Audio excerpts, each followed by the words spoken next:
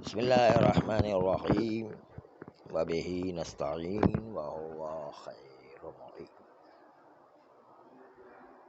اگر کوئی قرآن گٹر میں گر جائے، غلطی سے گر گیا، تو پھر اس قرآن کو نکالنے کے لیے وضو سے ہونا چاہیے، جبکہ اس کو پتہ ہے کہ قرآن کو نکالتے وقت قرآن کے الفاظ پر ہمارے ہاتھ لگیں گے، تو وضو کر کے گٹر سے نکالیں۔ وضو کریں کہ ہاتھ جو ہے وہ قرآن پر، ان کے الفاظ پر لگیں، یا ہاتھ کے علاوہ بدن کا کوئی حصہ بھی لگ رہا ہو قرآن مجید کے الفاظ پر، تو پھر وضو کر کے قرآن مجید کو نکالیں گے۔ لیکن اگر وضو کرنے جاتے ہیں تو قرآن مجید کی توہین ہوتی ہے، قرآن مجید کی توہین ہو رہی ہوتی ہے، کیونکہ قرآن گر جائے تو فوراً نکالا جائے، ورنہ تو توہین ہو رہی ہوتی ہے۔ اگر وہ توہین کا پہلو کہیں پر ہے، کبھی نہیں ہوتا ہے کیونکہ کئی سالوں سے پڑا ہوا ہے، مثلا لوگوں نے کوئی پرواہ نہیں کی، مثلا اب جو ہے ہمیں پتہ چلا تو ہم قرآن نکالنے جائیں، تو اب توہین کا پہلو نہیں ہے، اب جو ہے وضو کر کے جائیں گے تاکہ ہم نکالیں، کیونکہ سالوں سے پڑا ہوا تو کوئی اب ذہن میں ہی نہیں لوگوں کے، ہم نکال رہے ہیں تو اب توہین کا پہلو نہیں ہے۔ لیکن ابھی گرا، ابھی فوراً جو ہے گر رہا ہے، تو وہ جو ہے اس وقت ہے توہین کا پہلو ہوتا ہے کہ جلدی سے نکالا جائے یا نہیں۔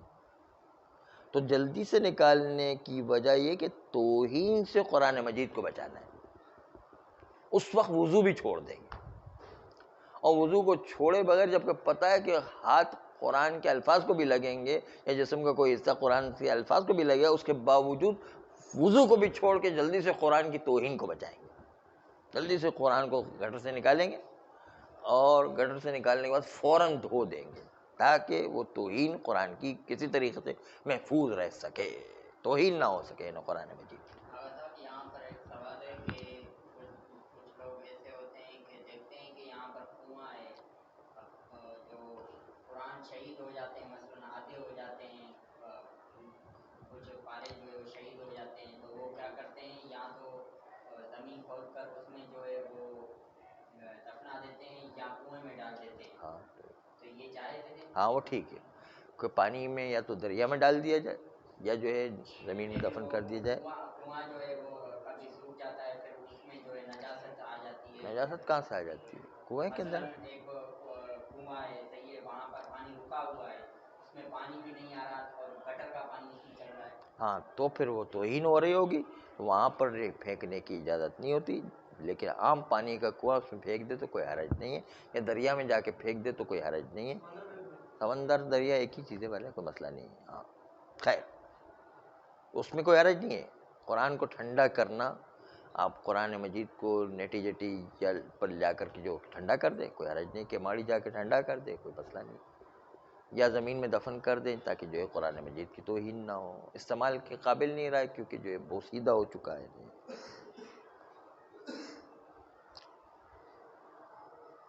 لیکن یہاں پر میرے ذہن میں ایک امام حسین علیہ السلام کا ایک واقعہ پیش آ رہا ہے۔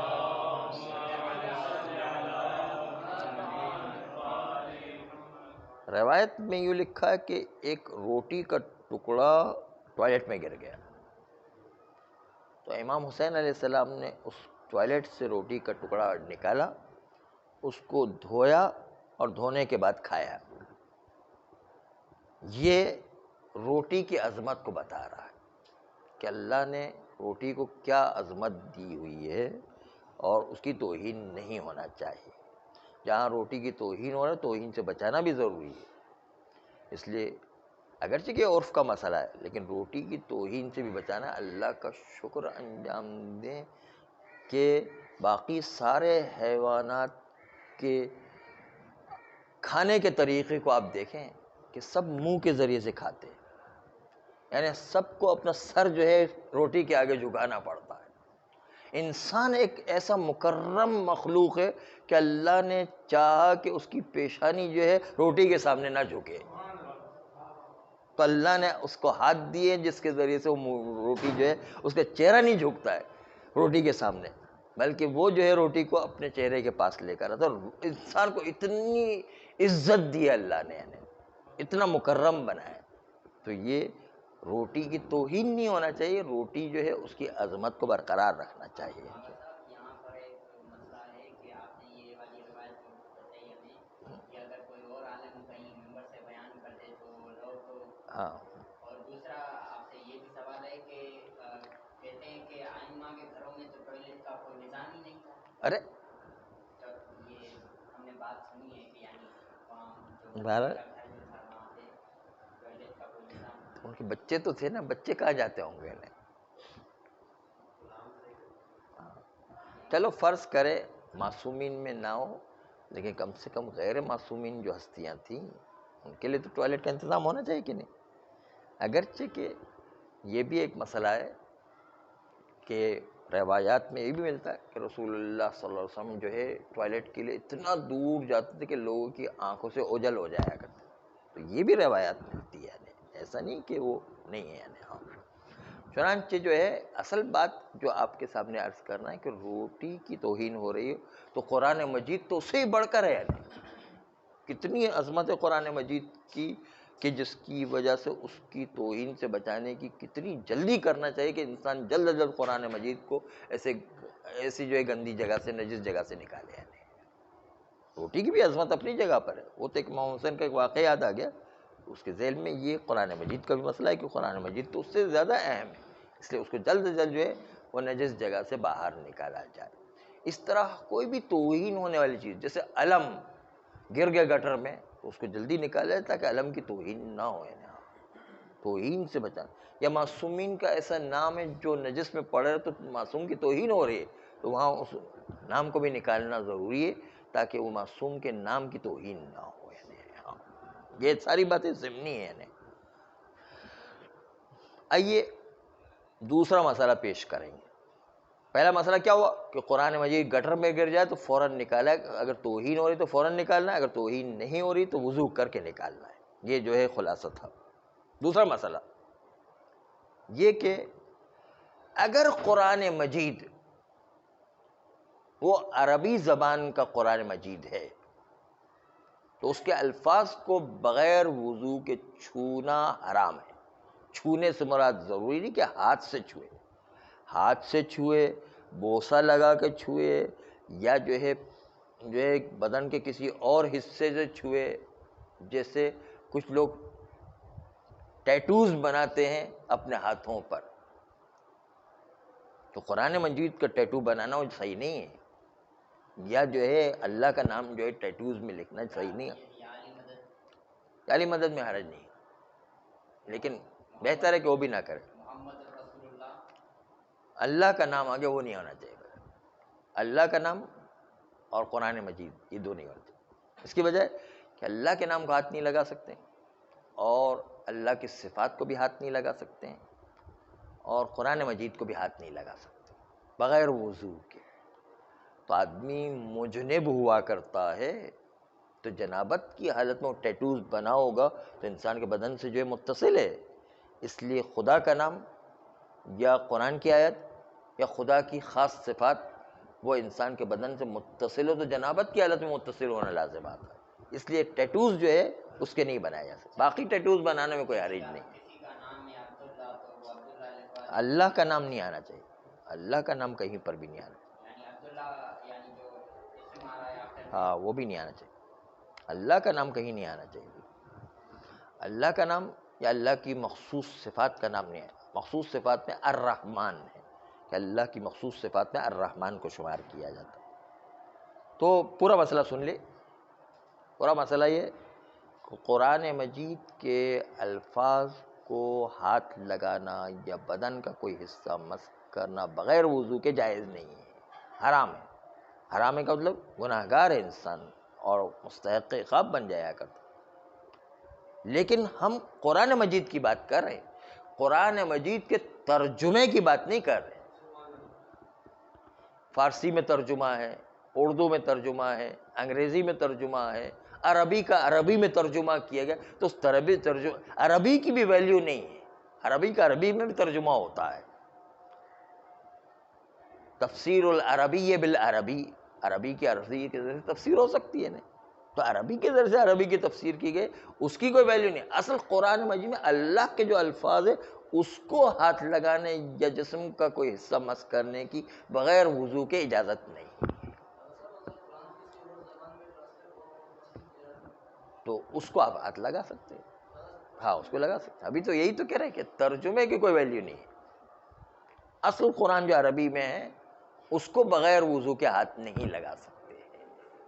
قرآن مجید ترجمہ انگریزی میں، گجراتی میں، اردو میں، فارسی میں، حتیٰ عربی میں، عربی کا ترجمہ عربی میں ہوتا ہے نہیں، تو وہ ترجمہ جو ہے عربی ہونے کے باوجود اس کو ہاتھ لگا سکتے ہیں، لیکن قرآن مجید کے الفاظ کو ہاتھ نہیں، کیونکہ یہ اللہ کے بنائے ہوئے الفاظ ہیں.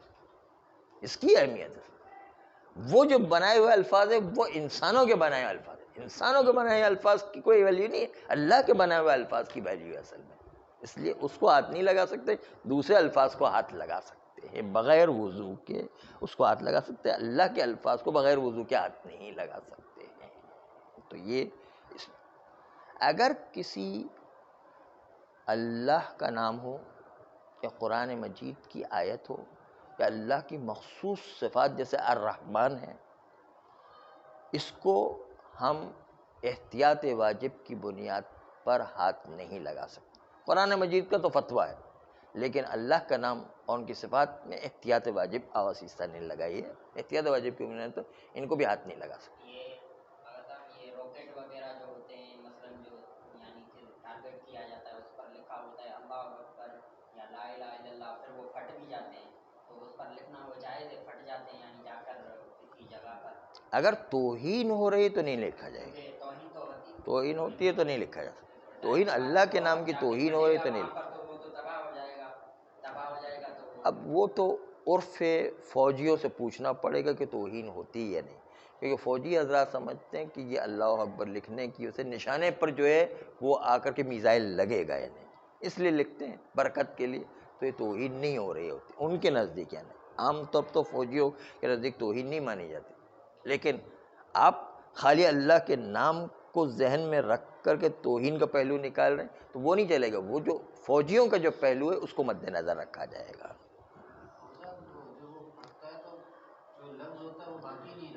کوئی بات نہیں، کوئی بات نہیں. اسی لیے کبھی کبھی جو ہے کہا گیا کہ اللہ کے نام کو اگر کہیں دریا میں ڈالنے کا موقع نہیں آ رہا ہے، کوئی زمین میں دفن کرنے کا، تو اس کو آپ ربڑ سے مٹا دیں، بس وہی کافی ہے. تو آپ نے مٹا دیا. ہاں تو اب جو ہے وہ بلیڈ سے اس کو کرید دیں پھر بھی کوئی حرج نہیں ہے، تو ٹکڑے ٹکڑے ہو جاتا ہے اللہ کا نام، لیکن پھر بھی جو ہے کوئی حرج نہیں، کیونکہ وہ توہین نہیں، عرفن نہیں مانی جاتی ہے. عرفن توہین مانی جائے تب کی بات ہے. وہاں فوجی لوگ اس کو توہین نہیں مان رہے، وہ تو برکت مان رہے کہ اللہ کے نام سے برکت ہو کر جو ہے صحیح جگہ پر نشانے پر نشان لگ رہا ہے. ہاں تو برکت مان رہے ہوتے، توہین نہیں مان رہے ہوتے.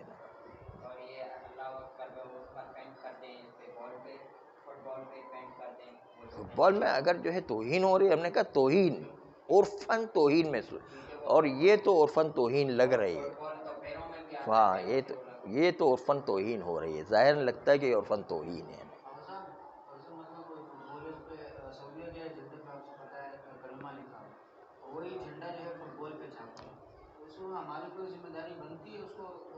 ہاں وہ تو ہم جو ہے اگر ہم اول تو اس کو استعمال نہیں کریں گے. اگر روک سکتے تو روکنا بھی ضروری ہے، کیونکہ حرام سے بچانا بھی واجب کام ہوا کرتا ہے. امر معروف نہی عن المنکر بھی واجب ہوا کرتا ہے. اور جاہل ہے تو جاہل کو تعلیم الجاہل بھی واجب ہوا کرتا ہے.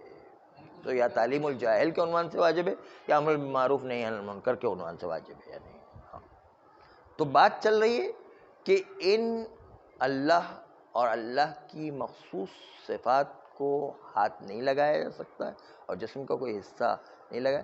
اس کا مطلب اللہ کا ٹیٹوز بھی نہیں بنایا جا سکتا، کیونکہ جنابت کی حالت میں یا وضو بھی عام طور پر ٹوٹ جاتا ہے، انسان کے بدن کے ساتھ وہ متصل ہے. اس لحاظ سے اللہ اور اللہ کی صفات کا ٹیٹوز یا قرآن مجید کی آیات کا ٹیٹوز نہیں بنایا جا سکتا ہے. کسی کا نام ہی صرف رحمان ہے، کسی بندے کا تو نہیں، وہ جو ہے وہ اس جگہ پہ نہیں لکھوا سکتا ہے. اللہ کی مخصوص صفات نہیں لائی جا سکتی. رحمان جو ہے اس طرح کی کچھ صفات ہیں، 2 3 4 ہیں. تو یہ بات آ گئی. بس ایک جملہ کہنا ہے کہ پیغمبر اسلام کا نام، ائمہ معصومین کا نام، شہزادی فاطمہ زہرا صلوات اللہ علیہ کا نام، یہ تینوں جو ہیں ان کو بھی بہتر ہے کہ انسان بغیر وضو کے نہ چھوئے. بہتر ہے، یعنی یہ واجب نہیں ہے لیکن بہتر ہے کہ ان کو بھی متبرک ناموں کو چھونا بغیر وضو کے نہ ہو. لیکن اگر ان ناموں کی کہیں توہین ہو رہی ہے تو اس کو بچانا واجب ہے. توہین ہونا الگ ہے، ہاتھ لگانا الگ ہے. اگر آپ کے ہاتھ لگانے سے توہین ہو رہی ہے تو آپ کا ہاتھ لگانا جائز نہیں. اب وہ جو ہے وہ جائز تھا، اب جائز نہیں.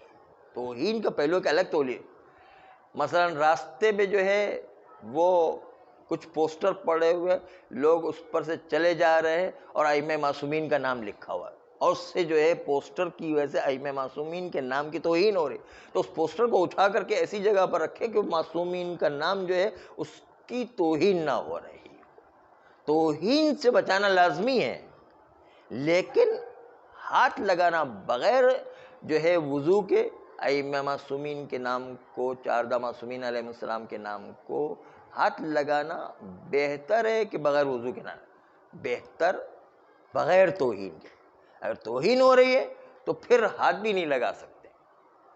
راستے میں توہین ہو رہی ہے تو واجب ہے کہ اس توہین سے بچانے کے لیے اس پوسٹر کو اٹھا کر کے ایسے کنارے پر رکھے کہ جہاں پر معصومین کے نام کی توہین نہ ہو رہی. معصومین کی توہین کو بچانا جب واجب ہے تو اللہ کا نام راستے میں پڑا ہوا ہو تو وہاں تو بطریقہ اولا واجب ہے نہیں، کیونکہ اللہ کا نام تو وہ توہین نہ بھی ہو تو اس کو بچانا واجب ہوا کرتا ہے. تو اللہ کے نام کی توہین ہو رہی یا قرآن مجید کی آیتیں لکھی اس کی توہین ہو رہی راستے میں، تو ہمارے پر واجب ہے کہ قرآن مجید کی آیتوں کی جب توہین ہو رہی ہے، اللہ کے نام کی توہین ہو رہی ہے، تو اس کو تو بطریق اولا بچانا واجب ہے. اس کے ذمے یہ مسئلہ بہت امپورٹنٹ ہے کہ ہمیں پتہ ہے جو اخبار ہم لے کر آئیں بازار سے اس کے اندر کہیں نہ کہیں اللہ کا نام جو ہے لکھا ہوگا اور کہیں نہ کہیں معصوم کا نام لکھا ہوگا. ہم نے اٹھا کے پھینک دیا اور جو لوگوں کے پیروں کے نیچے آ رہا ہے، تو کیا پھر وہ اخبار کو بچانا واجب ہے؟ نہیں، وہ اخبار کو بچانا واجب نہیں، کہ ہمیں پتہ نہیں کہ اللہ کا نام ہے کہ نہیں. جب پتہ نہیں ہے تو شک کے در تکلیف میں اصل برات ہے. انسان کی کوئی ذمہ داری نہیں ہوتی کہ اخبار کو اٹھا کر کے کنارے پر رکھ. جب تک کہ پتہ نہیں چل رہا کہ اللہ کا نام ہے تب تک ہماری کوئی ذمہ داری نہیں. جب تک کہ پتہ نہیں چلتا کہ معصوم کے نام کی توہین ہوئی تب تک ہماری کوئی ذمہ داری نہیں. اس لیے ہر اخبار میں تلاش کرنا کہ بھئی اللہ کا نام اس میں لکھا ہوا ہے کہ نہیں، یہ تو انسان کے لیے عسر و حرج کا سبب بن جائے گا. انسان ہر کتاب کو پڑھتا رہے کہ بھئی اس کے اندر توہین ہے کہ نہیں، تو اتنے سارے کاغذات راستوں میں پڑے ہوتے تو مصیبت بن جائے گی. ہر کاغذ کو اٹھا کے دیکھے اللہ کا نام ہے کہ نہیں ہے، تو مصیبت بن جائے گی. اس لیے جب تک پتہ نہیں شک کے در تکلیف کی بنیاد اصل برات جاری کریں گے اور ہماری کوئی ذمہ داری نہیں ہے. ہاں ہاں، تو پھر اس کو اگر توہین ہو رہی ہے تو پھر بچانا واجب ہے. ہاتھ بغیر وضو کے نہیں لگا سکتے. ہاں، فوٹو کو ہاتھ لگا سکتے لیکن آیت لکھی تو اس کو ہاتھ نہیں لگا سکتے. فوٹو کی جی نیچے کیا ہے؟ ہاں، روزے کو ہاتھ لگا سکتے ہیں لیکن